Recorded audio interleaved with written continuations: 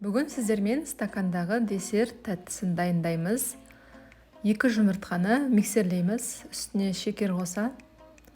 Аппақ болып, дәл осылай көтерілу керек.